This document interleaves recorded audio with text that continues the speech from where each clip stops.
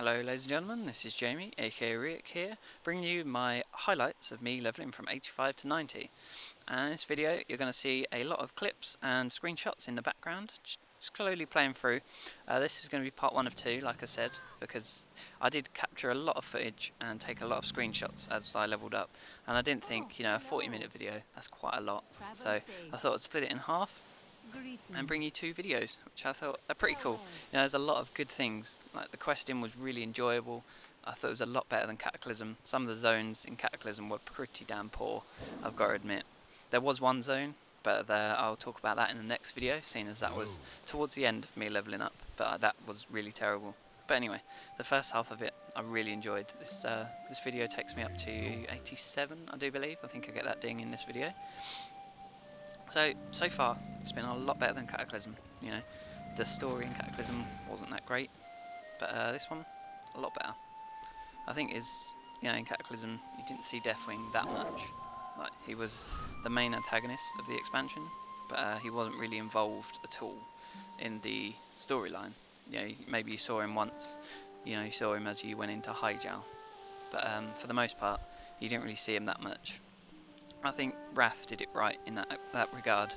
Most people thought that was the worst expansion, but personally, I thought that was one of the best. It was my favourite, I think, out of all of them. It's because I didn't really play TBC that much, so that's probably why. But yeah, I thought Wrath was really good. The storyline, as you leveled up, was great. You met the Lich King in a lot of the zones. I think you came across him in every single zone that there was in that expansion, so at least once or twice. So you felt involved in the story, I suppose you could say. Whereas in Cat, I don't think you did, because you didn't meet the antagonist. You were just, bumming around in the zones, killing a lot of elementals. And yeah, maybe you fixed the world pillar, but other than that, it wasn't really that story based, I wouldn't say. You pushed back elementals in Highjow, but nothing really changed. And I thought the last zone, I can't remember what it's called, Twilight something, was really awful. It was just back to grindy quests again. It was like Nessingwary quests, constantly. It was really, uninteresting, I suppose you could say. And I think, for the most part, TBC was similar. That was good. It was very good.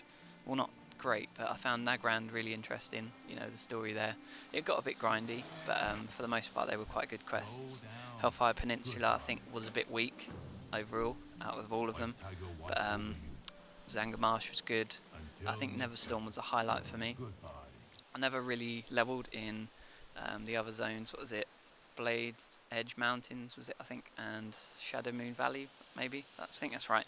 Yeah, I never really leveled in those, so I can't really comment on those, but I found that Neverstorm was really good, the Blood Elves, all the arcane power, and I remember the first time I saw Tempest Keep, I was just like amazed. I saw it floating over there. Obviously I couldn't fly at this point, because this was back in the day when you couldn't fly before level 70. So I had no idea what it was. I looked on the map, and because I hadn't gone over there, it was unexplored. So I never knew what it was until I started asking people. I asked in my guild chat, and they told me what it was over there, and I was amazed. It looked beautiful. So I never actually got to do that raid, unfortunately. I think I went back afterwards and I have gone in there, but at the time I never got to do it, so I never got to do it when it was current and relevant, I suppose you could say, which is a bit unfortunate, because I would have liked to do that. So it would have been quite good to actually go in there, since it does look really good. I think that's another thing, like Burning Crusade looked really good. The art was amazing. Northrend again was amazing, and then you got to Cataclysm, and generally it wasn't like the zones were stuff you've seen before. I think because they limited themselves to, the Eastern Kingdoms and that, they couldn't really push the boat out as such. They couldn't go crazy with the art. It had to be quite normal and not over the top. I mean, the Firelands was probably the best looking place in like the entire of that expansion. That building, the first time I saw it, I was just like amazed. It was great, but other than that, it hasn't really been that good, for the most part. And again, I think they've taken the right direction in Mists of Pandaria, making another place for you to go, because then they can go all out. They can do these crazy art styles, and it's paid off. You know, Mists of Pandaria, it's beautiful. You know, the artwork is amazing in some of the zones, and I really appreciate what they've done generally overall. You know, some of the zones, as I said, one of them in particular, I haven't done all of them yet because I leveled up pretty fast, but one of them was pretty poor. I didn't like it that much, but for the most part they all looked good. Like, don't get me wrong, all of them. Like, there's that massive wall that splits like one of the zones off, and I was just walking up and down there. It looked awesome. So yeah, really pleased with it so far. I've just hit 90 like today when I'm recording this, so I'm just recording the commentary for this video now, and then I'll do the second one shortly after, most likely. So yeah, I'm recording in a very weird place. It's gone a little tangent for a minute, because I'm living in, you know, university halls.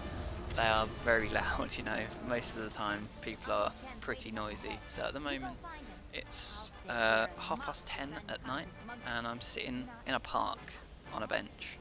It's pretty crazy, right? Like, it's good surroundings though. You know, there's trees all around me, like bushes, so it shields me from the wind a little bit. And this microphone is fantastic. You know, it's the one that Syndicate recommended in his setup video. I think it's the Microsoft 3000 something live chat. I think live chat 3000 or something like that. It's amazing. Like, it picks up hardly any background noise whatsoever. I mean, there's cars going by, and as far as I can tell, it's not picking up in the recording. And I've got the sea to the other side, which is like crashing. The waves are coming in, and again, I don't think, as far as I can tell from the recording, it's not picking that up. So if it is, then obviously I'll be re-recording this, and you won't know, because, you know, obviously I won't leave it in if there's, like, you know, cars going by and you can hear it in the commentary. But hopefully that's not the case. I've done a few tests as cars were going by, and it didn't seem to pick up anything, so that's awesome. But no, my luck, once I record this, you know, 20-minute commentary, there'll be a couple of points in there where you can hear cars going by, which would really suck, but hopefully it doesn't do that, so fingers crossed on that. But if you do hear me saying this, then you'll know that this microphone is awesome, and I definitely recommend it. You know, I didn't really want to bring my Blue Snowball with me because it's quite big, and you know, and it picks up a lot of background noise, which is unfortunate. But obviously in my house that doesn't really matter, so obviously I couldn't record out here on it because it wouldn't work. But this one generally doesn't pick up any background noise, so it's awesome.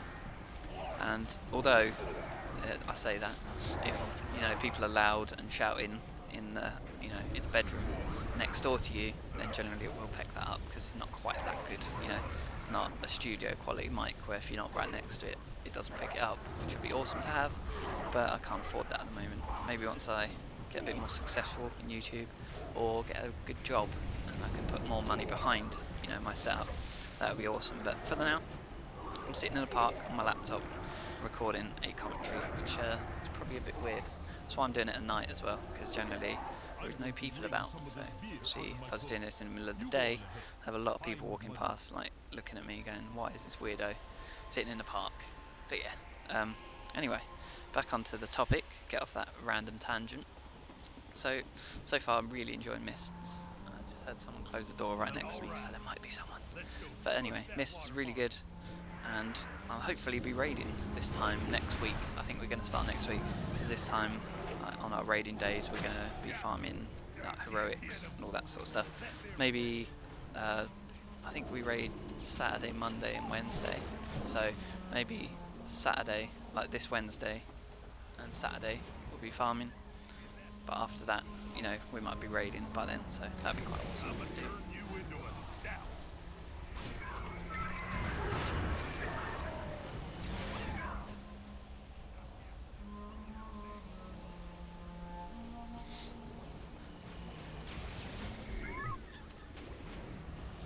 Got my fingers crossed anyway that we can start raiding then, because it'd be good. Haven't raided in ages, like scheduled raiding, so hopefully I can get back in it in this expansion and do a lot of raiding, which would be quite cool.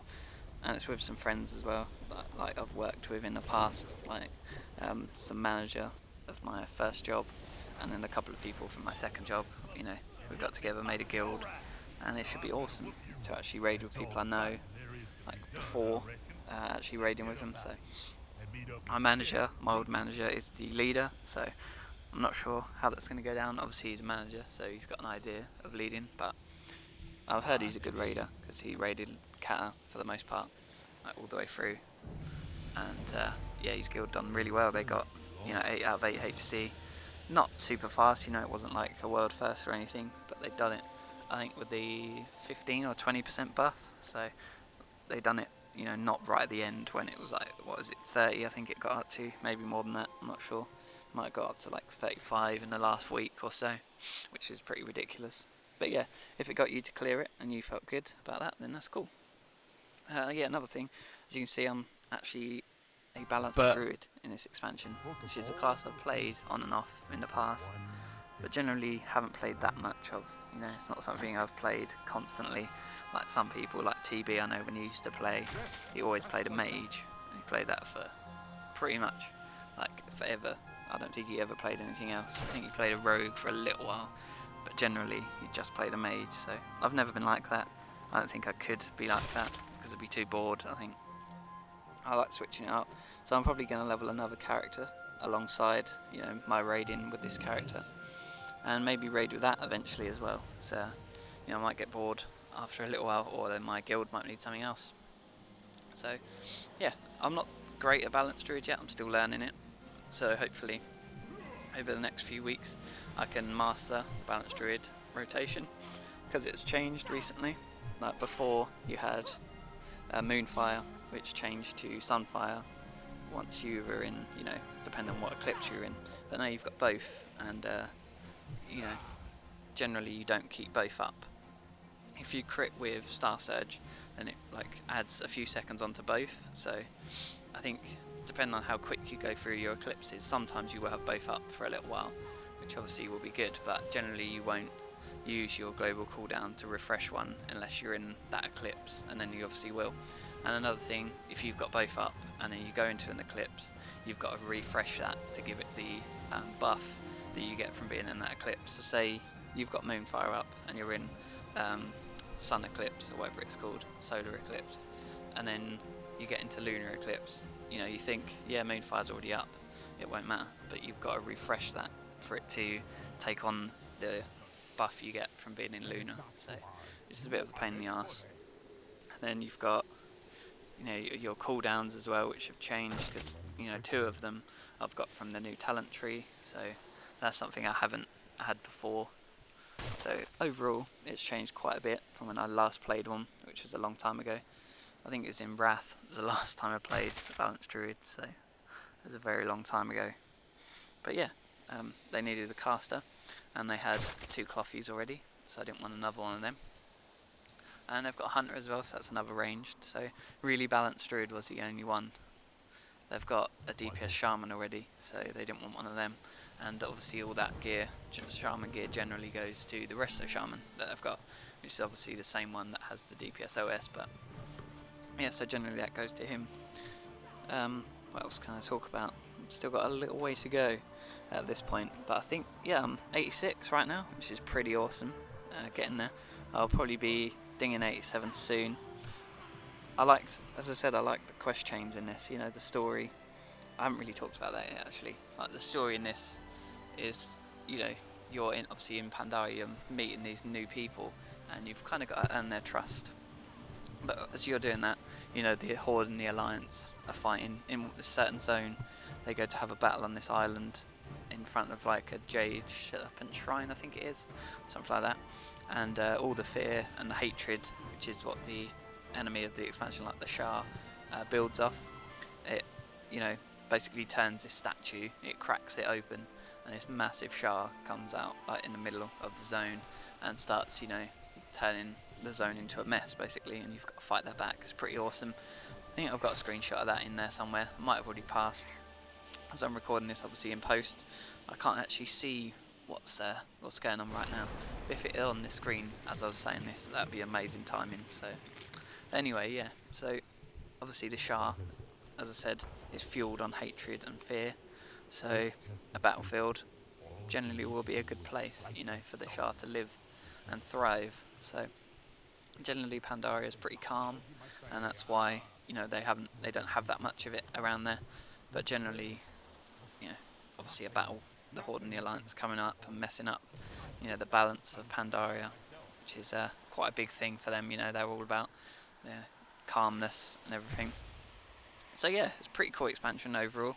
I really enjoyed leveling up, and hopefully the dungeon content and the raid content will be just as good as the quests were. So hopefully, I've done some of the dungeons already, and they are pretty good. You know, some of the boss mechanics are pretty interesting, and they're not face roll either. You know, you've got to think a bit, you've got to move out stuff, and you know, you've got to DPS down ads as quick as possible. And I imagine the heroics will be quite difficult, so I'm going to jump into them probably when I get back tonight. I'm also doing some dailies and that just to get my reps up in certain factions for the gear and stuff like that. So yeah, hopefully within a few days I'll have my gear all ready for heroics. Although unfortunately tomorrow I've actually got to do some work, so I've got lessons Wednesday, Thursday, Friday. So generally, you know, I don't play that much those days. I play a little bit because I get home at like 5, get back to my flat at 5. So I've got a few hours before I go to bed again, because I do get up quite early so I can get down for breakfast and get to college on time. College, I keep saying college, just because it's in a college, like some of my lessons. Because I'm doing a foundation degree, it's not, you know, it's not all lectures and stuff. It's in a classroom, computer room, and yeah, I do lessons. So it's more like a college workload than a university. Obviously you get the foundation degree out of it, and I'll just have to do a year after that to top it up to a real degree. Well, not a real degree, a full degree, should we say. No offence to people that have just got foundation degrees and are working, making a living off that, which is awesome if you can do that. Obviously I could, I think, do that, you know, go in with the knowledge that I'd have after doing this degree, but, you know, I think I'd want to go on to do a master's as well, so I'd like to have that full degree and then go on to do the masters afterwards. So obviously you can't do a masters on a foundation degree, so I'll need that. Yeah, so I definitely want to do a masters, you know, obviously if I can afford it maybe, or if I don't, you know, I might get a job opportunity arise that you know, I can take and start earning a living straight away.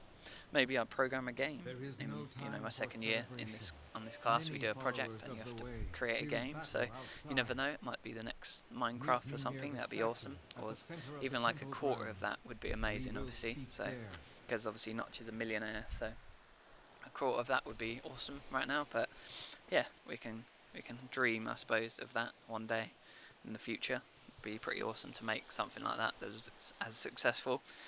You know, I've got a few concepts in mind, because obviously as a gamer, you know, I'm sure most gamers think about this, you know, what would be their perfect game, you know, and if they could make a game, what they'd make. I'm sure most people that play games would do that.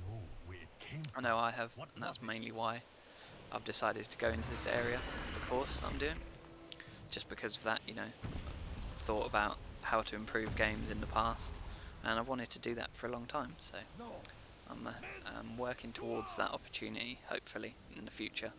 It'd be awesome one day if I could be, you know, a game developer working for a big company, but I think mainly, you know, new people now will generally start near the bottom, you know, working either by themselves or with a couple of people they know from university, you know, or getting into an indie company as well. That would be pretty awesome, something like that, because generally you have to have experience, I think, is the main thing now, because it's a growing community and big companies will want people with, you know, big experience. So, you know, if you develop a big game, then you might get an offer from a big company to come work for them. But generally, if you do, you know, you develop a big game, you can start your own company up from there, I guess.